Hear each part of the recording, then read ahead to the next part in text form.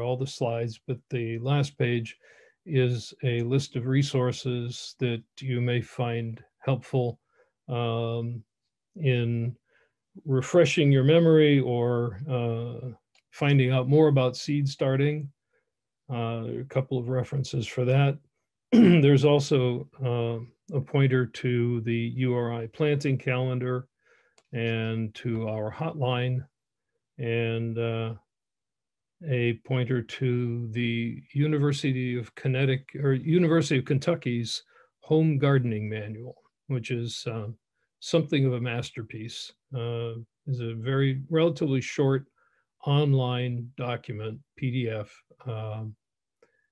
that covers the territory very well for the length of a document that it is, and in particular has advice on how to optimize your growing for different sorts of vegetable plants and what to do about some of the common problems that you may encounter.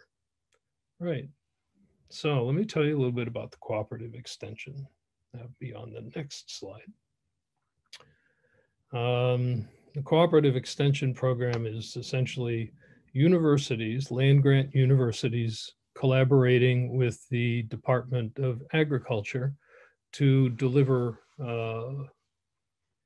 scientific research results applicable to agriculture initially, but it's broadened out. The 4-H program followed on that. All of the county agents and agricultural specialists that work in cooperative extension programs work with farmers directly. The Master Gardener program works with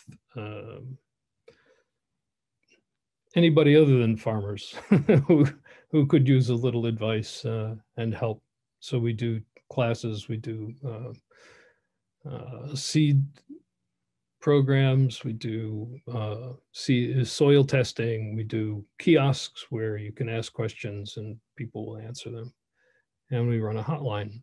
But the Cooperative Extension has become a more general source of information and education in all of these areas that are listed here: land stewardship, food systems, water resources and purity, energy, and even healthy lifestyles. A lot of good material on nutrition and safety.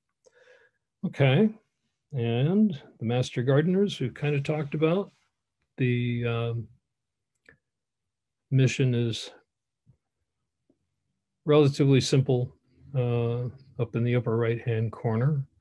And we do demonstration gardens, and a number of our demonstration gardens are actually involved in producing produce for soup kitchens and food pantries in the state and surrounding areas. We also cover parts of Connecticut and Massachusetts from Rhode Island. We do a school garden mentor program. We do the environmental and gardening hotline and workshops like this one. Okay, let's go to the next slide. So the first thing to do with almost any garden is to make a plan. And if you keep these plans over a period of time, you'll find that they're helpful for remembering things that went wrong, for checking out whether plant combinations are good, for planning rotation of crops. One vegetable should move to another place next time, just because it keeps everybody ahead of the pests.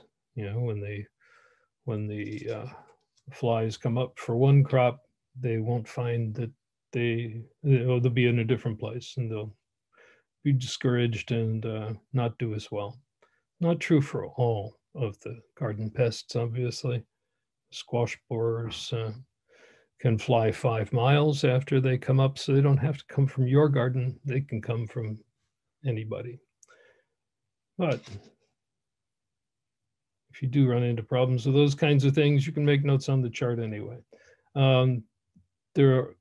The plan helps you identify where the sunshine is in the course of the day, where the water supply is, and how to get water to the garden.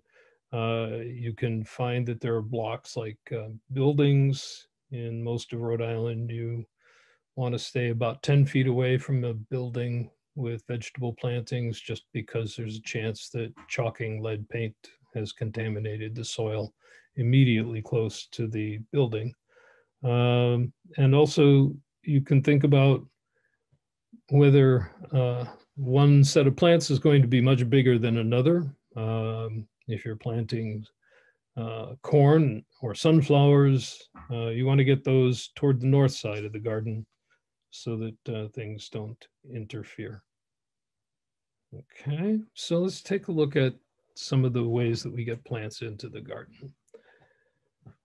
You can direct seed some things, and all of these in the direct seed line, the beans in particular, really don't like to be transplanted. Their roots are sensitive, and if they get to be very big at all, they will not do well if you transplant them. So we start beans outdoors once it's warm enough to get them going. And beans are a new world crop. They're widely adapted. You can grow them in lots of places, and certainly in Rhode Island. On the other hand, there are tomatoes and peppers and eggplants, and if we don't start those indoors, we don't have a long enough running season to get to the point where we have ripe tomatoes and peppers and eggplants during the season. So that's why, that's why we want to take those sort of tropical plants and give them a greenhouse beginning and inside with optimum conditions start before we put them outside. And you can also use nursery plants. So if you would like to add some plants that you aren't starting from seed, the nursery plants are the usual way to go about that. The next page is about planting fruits and vegetables in the garden. And this is the second page of this 2-page chart, which is in the resource package. But if you just look down toward the bottom of the page, you'll find the tomato line. And you can start tomatoes from seed in the second half of March and pretty much all the way through April, and then transplant them out in early June to middle June. By the time you transplant out those tomatoes, they need to be pretty well developed, say several inches tall, with good stems, and the ground needs to have warmed up sufficiently that they don't suffer shock. And as you look here, there are lots of things. The spinach and the peas go in pretty much now and develop. They can grow in the soil conditions as they are. This is sort of as soon as the soil can be worked. And then there are 2 pages of these things, and you can take a look at those. All right, let's go to the next one. So why would you start them indoors? Well, it's a lot less expensive. There are varieties that you aren't going to find anyplace, even with some of the more innovative producers of seeds in Rhode Island these days. You know, either producers, local producers who are essentially growing seeds for vegetable plants, or local garden shops who take an interest in a wider variety of things and even produce vegetable plants. But if you want incredible variety, then seeds are your best bet. It also gives us a chance to make sure that the plants from the seed stage get really good conditions to grow. And because we're starting them indoors and they're mature enough to go out when they're ready to go out, we can often see an earlier harvest as well. All right. And to find seeds, go to the seed catalogs. Almost all of these are now online. Most of the seed companies do web orders, and there's just a huge variety of things. There's a little company in Oakland, California that specializes in Japanese and Chinese plants. There's people who specialize in potatoes or garlic, uh, all sorts of interesting things out there when you go looking for them. And once you get some seeds and start them, is essentially the way to think about seeds is that they're miniature plants that are waiting for their chance, but they're waiting until the conditions are right to express themselves as real plants. And each variety of seed has a slightly different set of requirements, and you can find out about those in considerable detail. All right, and the seed goes into the ground at the left, and after a bit, it cracks its shell and begins to put down some roots and to grow and unbend its stem, and then it will push the first set of leaves up above the soil. And on the far edge, the right-hand edge, we've got a plant that's up, and it's got not just its first sun-catching leaves, but also the first true leaves that look like what the plant's leaves will look like for the rest of its time.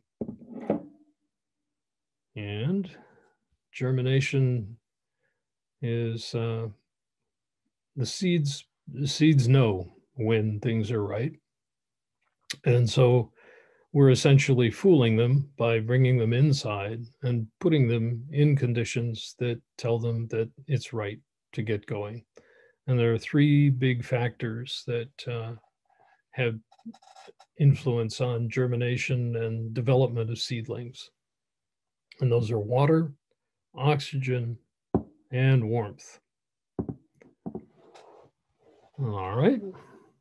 So water is necessary. We need to keep the soil medium moist. We need to keep a continuous supply of water for the seed and the seedling that develops from it. They really don't have enough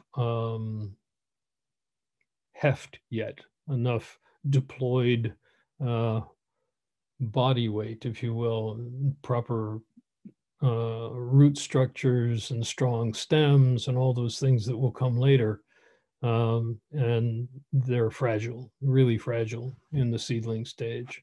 So we need to keep them watered, not soaked, but moist.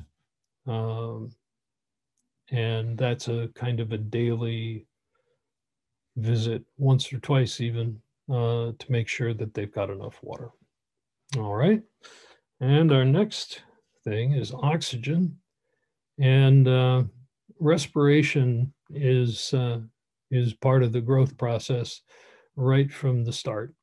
And we need oxygen. We, as plants, need oxygen to convert stored carbohydrates, hydrated carbons, in the seed into energy. And the seed is essentially as a germ, but there's also a good dose of food for that seed to go through its initial growth spurt and begin to breathe on its own, if you will, to get enough structure of roots and stem and leaves to make a go of it independently of that food supply. And so in order to keep oxygen flowing to the roots, because the roots breathe as well, we need to keep the soil relatively loose, well aerated, and drained. So you've got this sort of, on the one hand, you want to keep the soil medium moist, but on the other hand, you don't want it to be wet, because if it gets wet, then the roots can't breathe. And this is a constant problem part of the reason that we go for good soil structure is that in a healthy, well-structured soil, the water is held in tiny little bubbles inside the texture of the soil. And we're trying to get to as close to that as we can during the germination stage. And finally, we have warmth. And some seeds will do fine. In fact, pretty much all seeds will tolerate a range, but they'll, for instance, tomatoes and peppers will grow, they will germinate more quickly, and they will develop more quickly if they have their preferred temperature of 80 to 85 degrees. But if you'll see sometimes if you look for information on seeds that there's a graph of how long it will take at any given temperature. And there is a lower limit below which they won't do well at all. And also an upper limit where they will have trouble. So in order to get to that point, we need to provide a little bit of support. And I think we'll come on to that after a bit. But basically, I've got in my small setup an electric mat that raises the temperature and sits right under the seed cells, and it warms up the soil to the point where the tomatoes and peppers are happy to wake up and get going. There are other ways you can think of doing that. If you've got a particularly warm room, that will help. If you've got a really strong southern exposure, you may find that that's enough with the radiant heat from the sun during the day to get them going. All right. And our next piece is light. And the light is really important. You know, they don't, although some seeds will only germinate if you put them on the just scatter them and lightly push them into the soil, but they need to get light in order to germinate. And so that will always be disclosed. If you need to put the seeds on the surface of the soil, the seed packet will let you know that. And if you read the seed packets, it will tell you any other conditions that you need to watch out for. But generally, seeds are planted below the surface of the soil and they start without light. But once they get started, they need a lot of light. And we'll come on to that in a bit also. Bill, can I interrupt with a question from the previous slide? Somebody asked, how long do we need to keep the heated mat under the seeds? Usually you can do just fine. But so I rotate things across the germination platform. Once we're through germination, if we can kind of keep somewhere above 60, 65 degrees, most of the plants will do very well. And what they can't tolerate is frost. But if you want to get a relatively small place that you can heat well enough to sponsor the germination, then you can move the tomatoes off that and start something else on the heat. So good question. Thank you. So first thing we're going to do is set up our garden plan, review it, think about it, make some adjustments, and decide on what we're going to start inside and how many of them, and essentially make our own sort of calendar of when we're going to do what. And the seed packets are really helpful. And the next slide is a picture of a seed packet. And so it not only tells you what sort of plant this is and what its characteristics are, but it gives you some planting tips. And it even then will go into more detail. If you look right at the right-hand panel, we'll see more of that in a minute. But seed packets pretty much will tell you everything you need to know. But, there are also seed catalogs. And the next slide is a piece from the Johnny's Seeds website about how to get this particular seed going well. And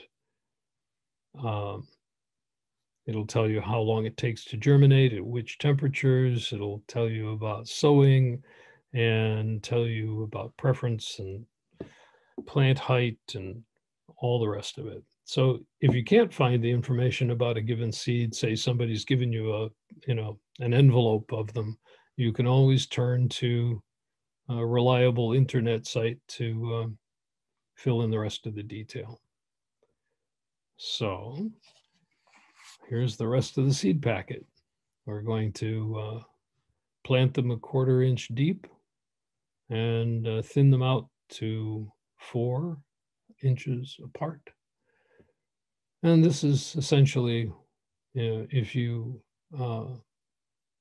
what you should expect to see in the way of germination time and how long it takes for them to come to maturity and when you can put them outside. And yeah, that's pretty much it. All right. Now, you need containers, and the containers need to hold the soil ball, the planting medium, and they need to drain so that the water doesn't pile up in them. And they need to hold together reasonably well when they're wet and be large enough for an adequate root ball to develop. So if you've got containers that you're not entirely sure about, but these can be almost anything, cans, disposable cups that you may have, peat pots, newspaper pots. There's a simple technique for rolling newspaper around a can and then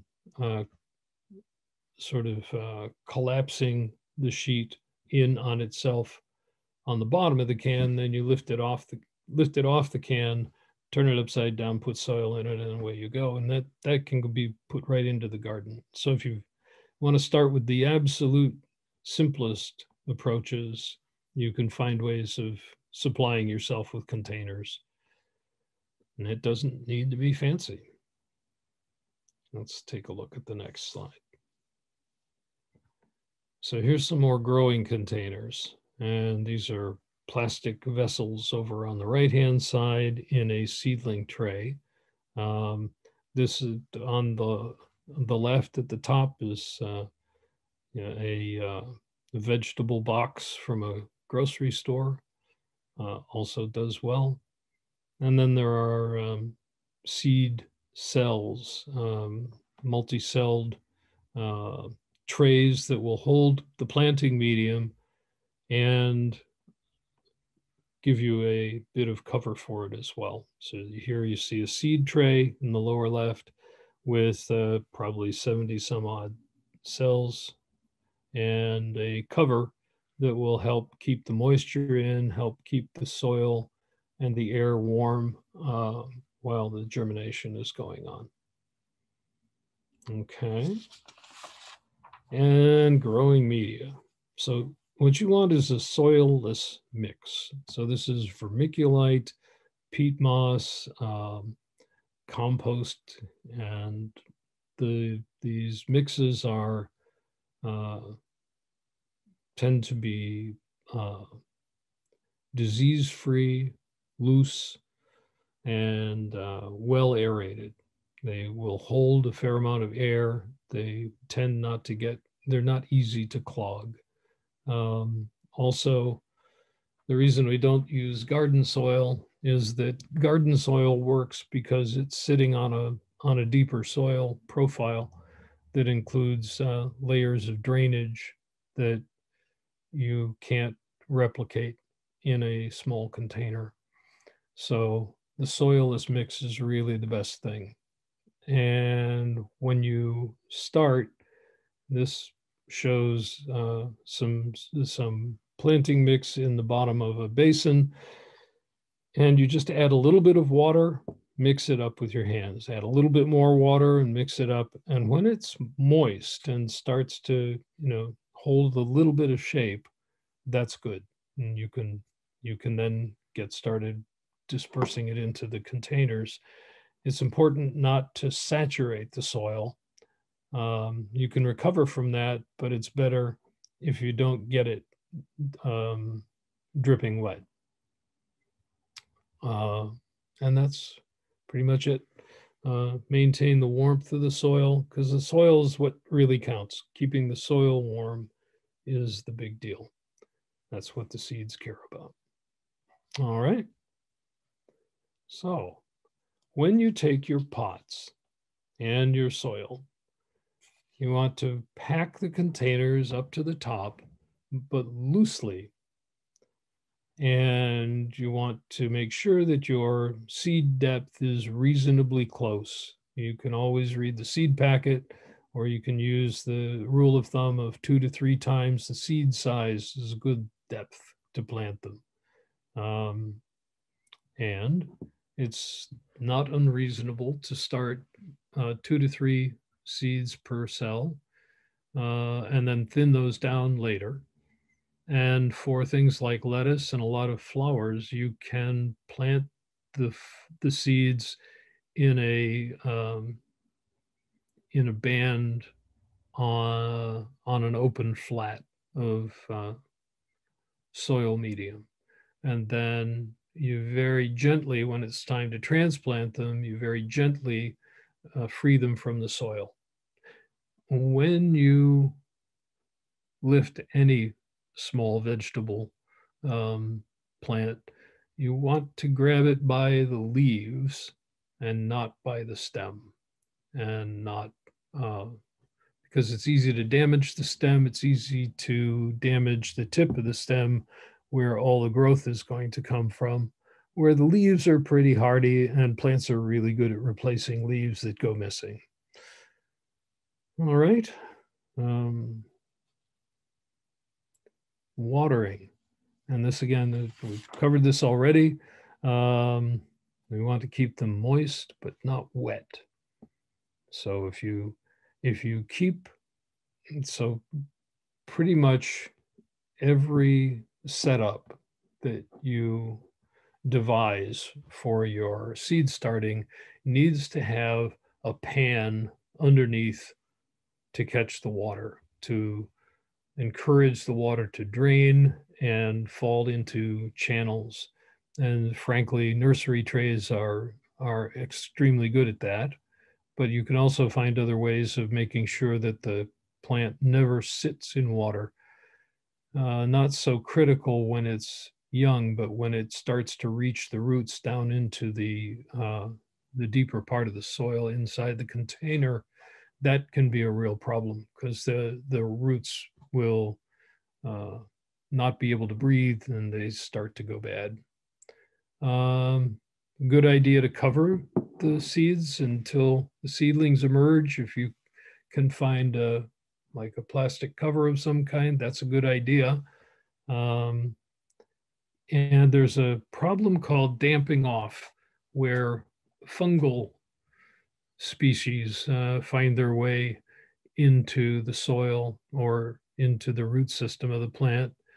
And when a seedling dies from a fungus, we call that damping off. And really the simplest and best fix for that is to water them with a little bit of chamomile tea, weak tea, and that does seem to prevent damping off. So even if you haven't seen any damping off, you may still want to do that. And there are 3 ways of going after watering.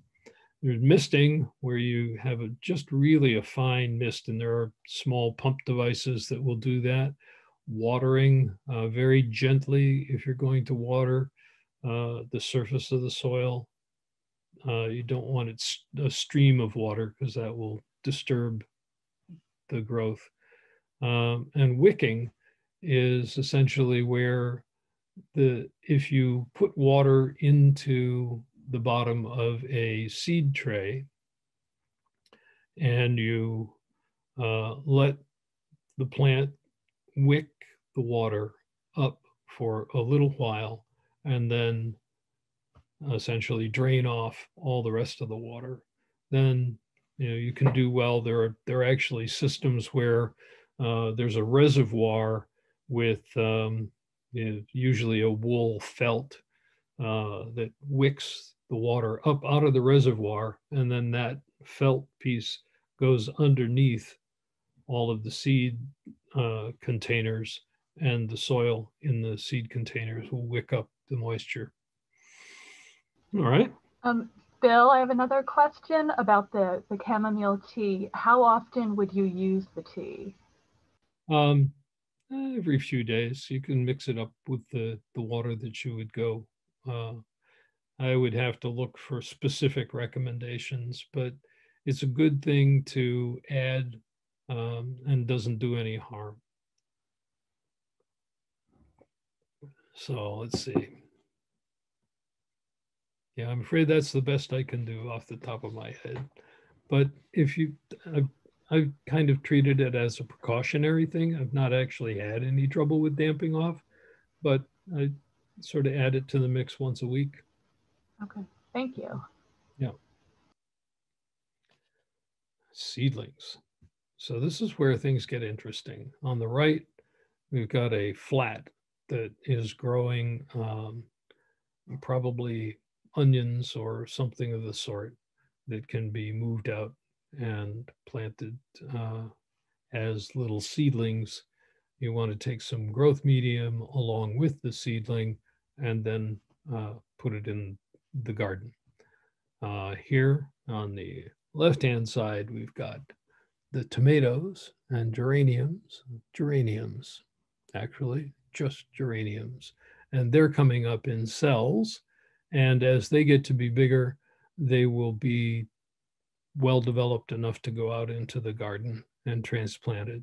So it looks like there are 2 or 3 plants in a cell. And for a lot of plants, that's a sustainable thing. For tomatoes, less so. You really do need to be hard-nosed and cut the tomato cell down to 1 plant at some point. And that if you are going to get down to thinning, very, very tiny plants, you may be able to thin by lifting them, but generally it's better if you cut the stems. Just cut the stem someplace near the growth medium top and leave the strongest one. And then, yes, that's seedlings. So let's talk a little bit about light. This is a really important piece. We want to give these new starts 12 to 16 hours a day of light. Now, there are all sorts of ways you can get there. You can get a little bit of that time from sun if you have a good southern exposure. But generally, what people do is add grow lights, fluorescent lights, or some of the newer LED grow lights. And this can be a little cumbersome, but it's really important. And just a simple mechanical timer or just a habit of starting the switching on the lights and then switching them off sometime later. And you can mix if you are working with fluorescent fixtures. You can mix LED band. They're essentially light emitting diode grow lights that are packaged in a fluorescent light package. So the pins are at the end, the way that they would be on an ordinary fluorescent light bulb, but you have to make adjustments to the wiring that are very simple to make. So if you want to go that way, you certainly can. There are also the standard fluorescent bands of growing lights and cool white lights, anything that sort of widens the spectrum. But the plants will do okay if you give them lots of light. That's pretty much what I've got to say about that. We just said it in 4 separate lines that it's really important. Okay, fertilizer.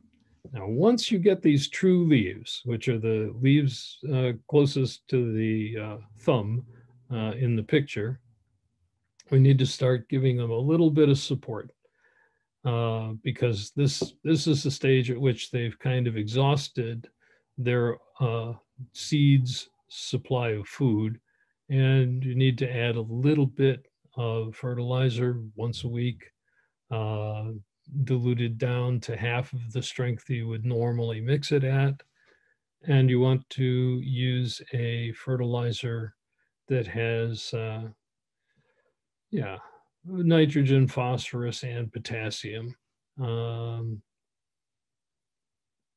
So there are various liquid fertilizers that are really easy to use for this purpose. And if you look at the package directions, it will give you the mixing ratio of water to the whatever's in the container to get to what you would regard as full strength that you could apply to already strong developed plants. Cut that by half, and that is to say add twice as much water, and then put that into the watering mix once a week. So 2, 3, 2, any. All right, so fertilizers are characterized as some number of percentage of N, nitrogen, P, phosphorus, and K, potassium. And at the stage that these small plants are at, they do need the phosphorus to get themselves going. So there are sort of seaweed fertilizers. There are various compositions of fertilizers that you can find, liquid forms at garden centers and even big box stores. And it's very helpful to add the fertilizer at that stage when they've got those true leaves, then once a week. All right. And at some point, you need to thin them out and or pot them up.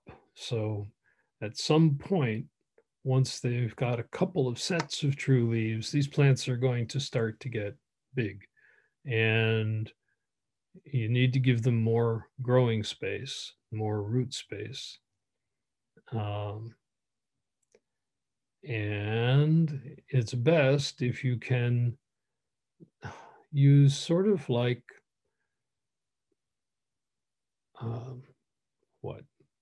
it's not chopsticks, not fine enough, a pencil, a probe. Well, some chopsticks are actually pointed enough, but you want to separate the seedlings very gently by moving their roots apart under the soil, just gently separating them. Once you've got something as dense as the growth in this picture, if you try to separate them by pulling them, you will damage them. So at that stage, if you have started them in a flat and open surface, this is a good time to start to separate them and pot them out separately. Right. And, if you need to, you can cut through the roots, and that will typically give you a good result. It's just the stems and leaves just aren't strong enough to withstand it at this point. Okay, so the next slide, hardening off. And again, just back on that one point, looking back for a second, is that the thinning is really necessary for tomatoes and for vining plants where they need to be separated. I think that's enough on that. So we usually see our last, back to the hardening. So we usually see our last frosts in May. Sometimes we're all done in April. Sometimes we get hit in May. And generally in Rhode Island, it's good to think of the safe time from frost being around the middle of May.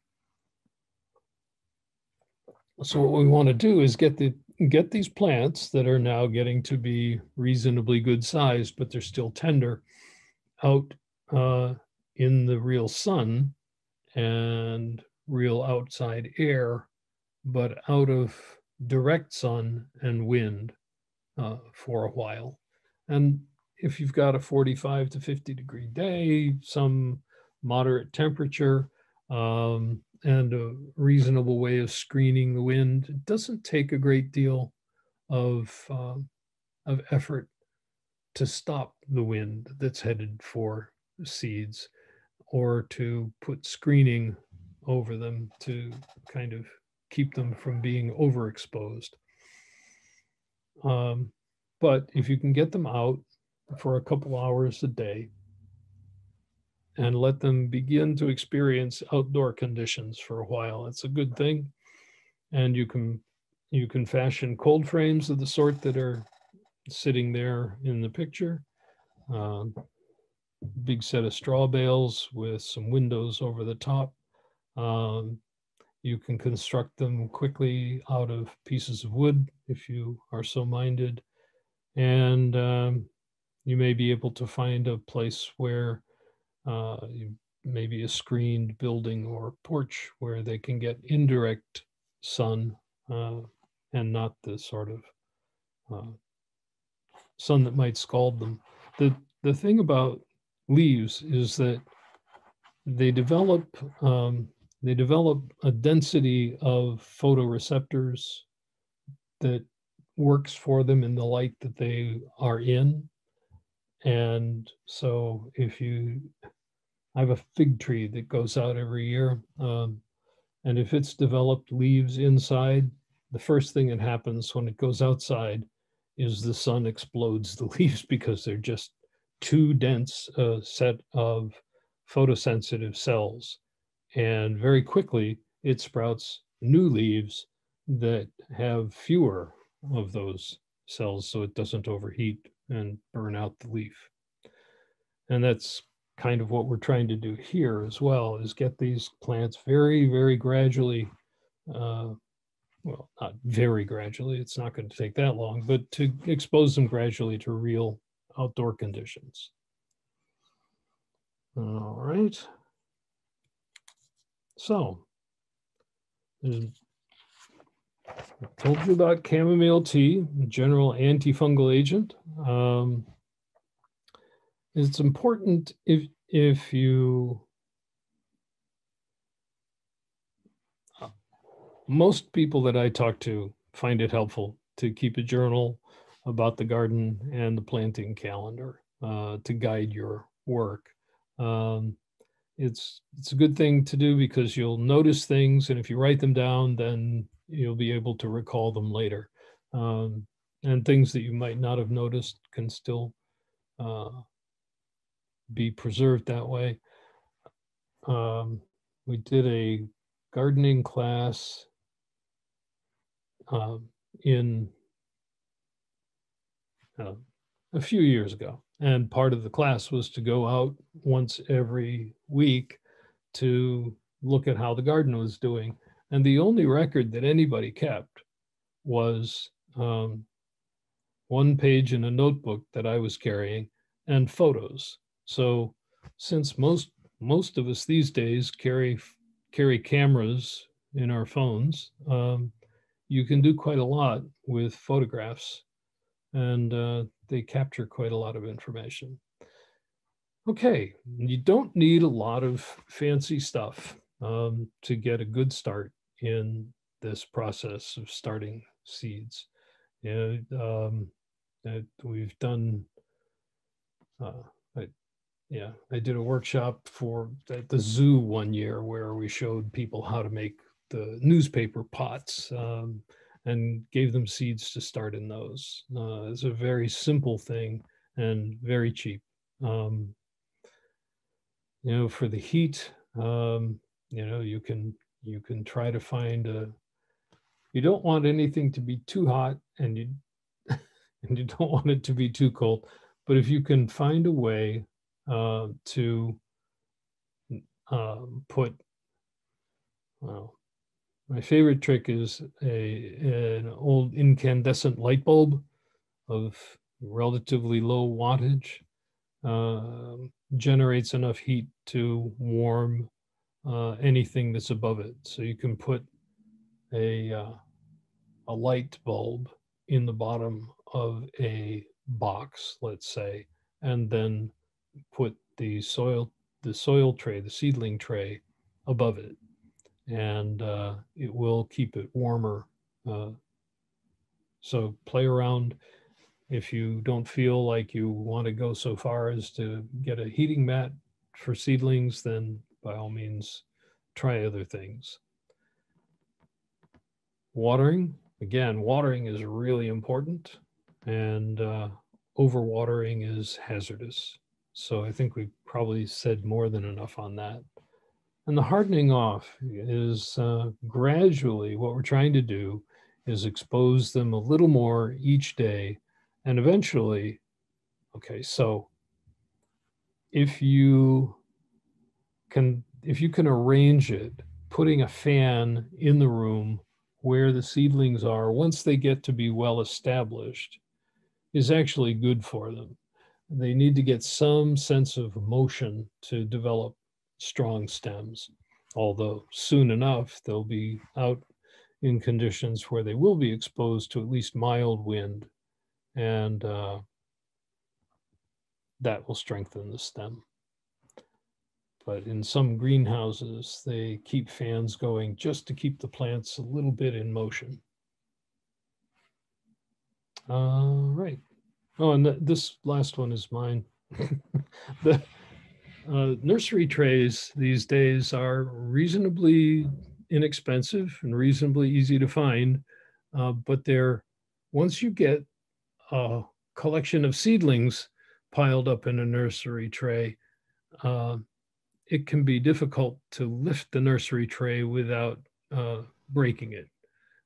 And so if you slip a tray or a piece of heavy cardboard or a piece of plywood underneath it, then you can lift it, carry it around with confidence.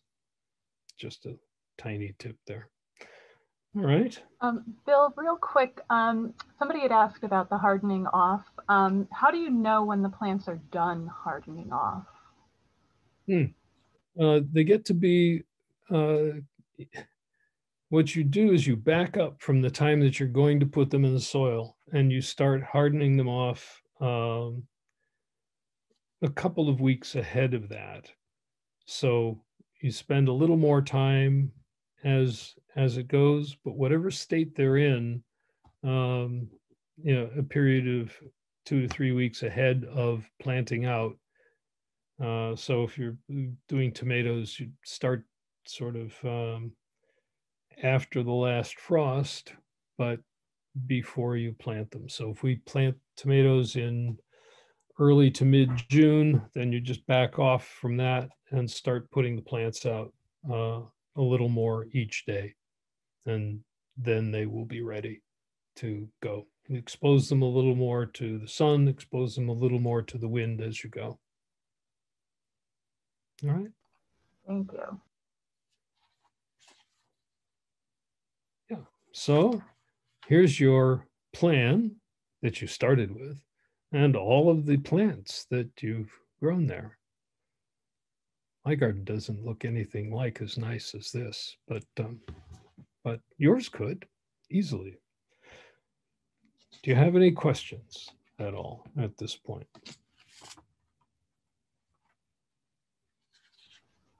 Yeah, so far I've tried to do it as it's been asked, but if anybody else has any, feel free to type them in.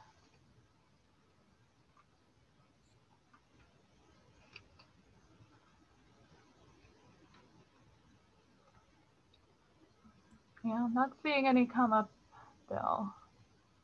Okay. So as you start, um, I recommend that you have a look at the University of Minnesota seed starting guide. It's a nice, complete, and you know informative, useful collection of information on seed starting. And call our hotline if you start to get into any trouble, and they will help you. And also, I strongly recommend some kind of book on gardening that will tell you more details about each individual plant. And I wish you excellent luck in doing this. I think you'll find that it's not too hard to get at and do. And I hope this has been helpful in getting you launched. Great. Bill, one quick question that popped up. Do you just purchase the soil? Yeah. So there are ways of preparing it. So for when we supply Master Gardener projects with soil, we usually mix it in a greenhouse and then package it in 5-gallon buckets. So there are formulas, and if you're looking for a formula that's really quite good, gosh, Elliot Coleman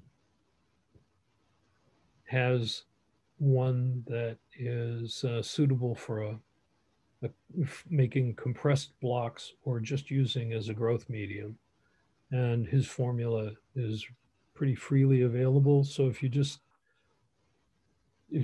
search Elliot Coleman um, soil mix, you come up with that, and then you could make your own. And there are probably other formulas as well. Well, And I also buy some. I sometimes, often, will buy potting soil just because it's so easy. Okay. great. Thank you. Thank you. And I just want to thank you so much, Bill, for taking the time to do this. It was really informative and helpful. And thank you, everyone, for coming tonight. I want